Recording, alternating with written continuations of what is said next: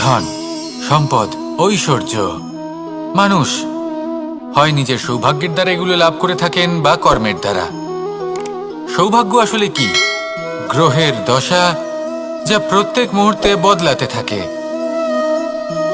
কর্মের মাধ্যমে যখন আপনি ধন অর্জন করেন, তখন সেই ধন আপনার আগামী প্রজন্ম লাভ করে। সেটা হয় সে ভোগ করে বা তার জন্য তার ভোগান্তি হয়। আর এটা নির্ভর করছে আপনার কর্মের ওপরে। কি কর্ম করেছেন আপনি সেই ধনকে লাভ করার জন্য। যদি আপনি সৎ পথে চলেন, নিষ্ঠা ভরে আপনি কর্ম করে থাকেন এবং তার ফলে আপনি ধন অর্জন করে থাকেন, তাহলে আপনার আগামী প্রজন্ম সেটা ভোগ করবে, সেটা প্রয়োগ করবে নিজের বিকাশের জন্য। কিন্তু যদি আপনি কুকর্ম করে থাকেন, কোনো রকম ছলনা করে থাকেন এই ধন লাভ করার জন্য, তাহলে 100% আপনার আগামী প্রজন্মকে এর জন্য ভুগতেই হবে।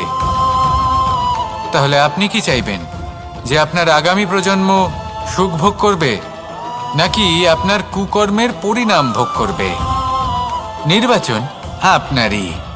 আসুন আমার সাথে ভালোবেসে বলুন, রাধা রাধা। লোভ আপনার অন্তরের আরো একটা শত্রু। দেখতে গেলে এটা একটা শব্দ, একটা সংস্কৃত শব্দ। লব ধাতু থেকে উৎপন্ন হয়েছে। এর অর্থ কিছু লাভ করা। কিছু লাভ করা অনুচিত নয়, আরো কিছু লাভ করাও অনুচিত নয়, কিন্তু সব থেকে বেশি আমিই লাভ করব। আমি আরো চাই, আরো বেশি চাই, আরো বেশি পেতে চাই। এটাই হলো লোভ।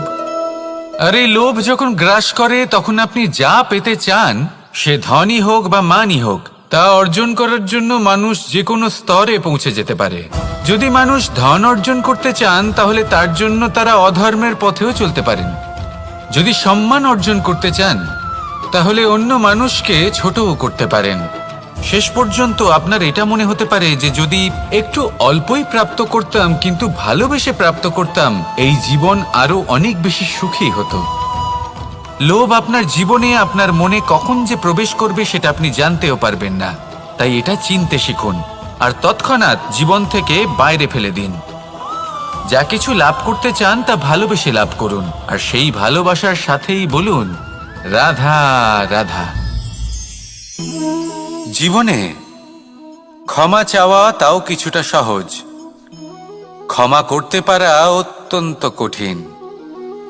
ক্ষমা 2 অক্ষরের এই শব্দ হতে পারে, কিন্তু অত্যন্ত বড় এই শব্দ, অত্যন্ত গুরুত্বপূর্ণ এই শব্দ। কখনো কখনো অন্য কাউকে